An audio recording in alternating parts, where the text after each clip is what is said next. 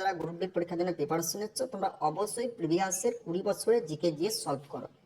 প্রিভিয়াসের প্রশ্নপত্র যদি তোমরা সলভ করে নাও, জিকে জিএসে তোমরা ফুল স্কোর করবে। কারণ হলো আরআরবি তত্ত্বাবধানে প্রত্যেকটা এক্সাম 2 সপ্তাহ ধরে চলে। যদি 14 দিন তোমাদের গ্রুপ ডির এক্সাম চলে, প্রত্যেক দিন 3টে করে শিফটের এক্সাম হবে। 3-14 42টা প্রশ্নপত্র কিন্তু এক্সামের দিকে বানাতে হবে। তোমরা যদি আগের বছরের প্রিভিয়াস প্রশ্নপত্র ঠিকঠাক সলভ করে নাও, এর বাইরে তোমাদের প্রশ্ন আসবে না। তুমি যদি কোনো প্রিভিয়াসের বই পাও, সেখানে কিন্তু 2-3টে শিফটের প্রশ্ন পাবে, এর বাইরে কিন্তু পাবে না। তো আমরা অনেক কালেকশন করে এই প্র্যাকটিস সেটগুলো তোমাদের জন্য বানাচ্ছি। তোমরা যদি এই প্র্যাকটিস সেটগুলো ঠিকঠাক সলভ করে নাও, এর বাইরে তোমাদের গ্রুপ ডিতে প্রশ্ন আসবে না। প্রথম প্রশ্ন, সোডিয়াম বাইকার্বনেটের রাসায়নিক সংকেত কি? NaHCl, HCl, NaHCO3, Na6L। বল অ্যান্সারটা কি হবে? রাসায়নিক নাম সংক্রান্ত টপিক থেকে গ্রুপ ডি পরীক্ষায় প্রত্যেক বছর একটা করে প্রশ্ন এসেছে। 25 সালের গ্রুপ ডিতেও আসতে চলেছে। আর এই প্রশ্নটা 2008 সালের সেকেন্ড শিফট, 2014 সালের প্রথম শিফট এবং 2019 সালের সেকেন্ড শিফটে আসা একটা প্রশ্ন গ্রুপ ডি পরীক্ষায়। আর আজকের প্র্যাকটিসের প্রত্যেকটা প্রশ্ন তোমাদের গ্রুপ ডির জন্য ইম্পর্টেন্ট এবং গুরুত্বপূর্ণ হতে চলেছে। তো সোডিয়াম বাইকার্বনেটের রাসায়নিক সংকেত কি? এই প্রশ্নের সঠিক উত্তরটা হবে অপশন 3, NaHCO3। নেক্সট প্রশ্ন, নোটাঙ্কি কোন রাজ্যের লোকনৃত্য? মহারাষ্ট্র, রাজস্থান, উত্তরপ্রদেশ না কলকাতা? আরআরবি তত্ত্বাবধানে প্রত্যেকটা এক্সামে কিন্তু লোকনৃত্য সংক্রান্ত টপিক থেকে একটা প্রশ্ন কিন্তু এসেছে। এই প্রশ্নটা গ্রুপ ডি পরীক্ষায় 2 থেকে 3 বারের বেশি রিপিট হচ্ছে। তো নোটাঙ্কি কোন রাজ্যের লোকনৃত্য? এই প্রশ্নের সঠিক উত্তরটা হবে অপশন 3, উত্তরপ্রদেশ। নেক্সট প্রশ্ন, আলীনগরের সন্ধি কত সালে হয়েছিল? 1730 সালে, 1768 সালে, 1757 সালে না 1734 সালে? ইতিহাসের সাল সংক্রান্ত প্রশ্ন এবছর তোমাদের গ্রুপ ডি এবং এনটিপিসিতে বেশি আসবে। টোটাল গ্রুপ ডির পরীক্ষায় ইতিহাসের 6 থেকে 7টা প্রশ্ন আছে, তাহলে 4টা কি 5টা প্রশ্ন তোমাদের সাল থেকে আসবে। তো এই যে প্রশ্নগুলো, প্রত্যেকটা প্রশ্ন কিন্তু তোমাদের রিপ্রেজেন্ট প্রশ্ন। তো আলীনগরের সন্ধি কত সালে স্বাক্ষরিত হয়েছিল? সঠিক উত্তরটা হবে অপশন 3, 1757 সালে।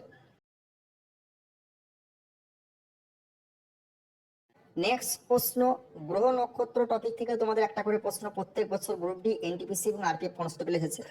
আর প্রত্যেকটা প্রশ্ন তোমাদের এনটিপিসি এবং আরপিএফ এর জন্য ইম্পর্টেন্ট গুরুত্বপূর্ণ হতে চলেছে। সৌরজগতের সবচেয়ে বড় আগ্নেয়গিরি সালে, 1955 সালে না 1922 সালে? ইতিহাসের সাল সংক্রান্ত প্রশ্ন এবছর গ্রুপ ডি এবং এনটিপিসিতে বেশি পরিমাণে আসবে। অবশ্যই তোমরা ভালো করে সাল সংক্রান্ত প্রশ্নগুলোকে দেখবে।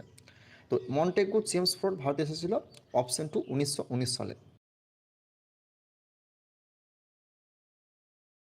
নেক্সট প্রশ্ন, গোবিন্দসাগর ভারত কোন রাজ্যে অবস্থিত? হিমাচল প্রদেশ, মধ্যপ্রদেশ, উত্তরপ্রদেশ না তামিলনাড়ু? মোস্ট ইম্পর্টেন্ট এবং গুরুত্বপূর্ণ একটা প্রশ্ন। তো এই প্রশ্নের সঠিক উত্তরটা হয়ে যাবে অপশন 1, হিমাচল প্রদেশে অবস্থিত।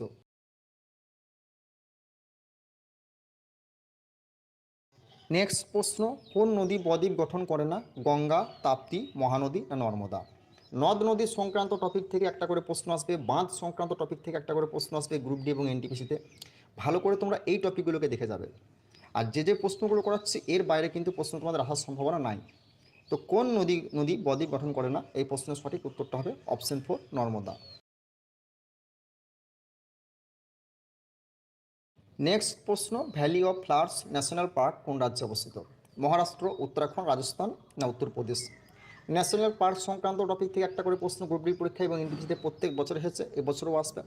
আর এই যে প্রশ্নগুলো করাচ্ছি প্রত্যেকটা প্রশ্ন তোমাদের 2 থেকে 3 বছরও বেশি এসেছে।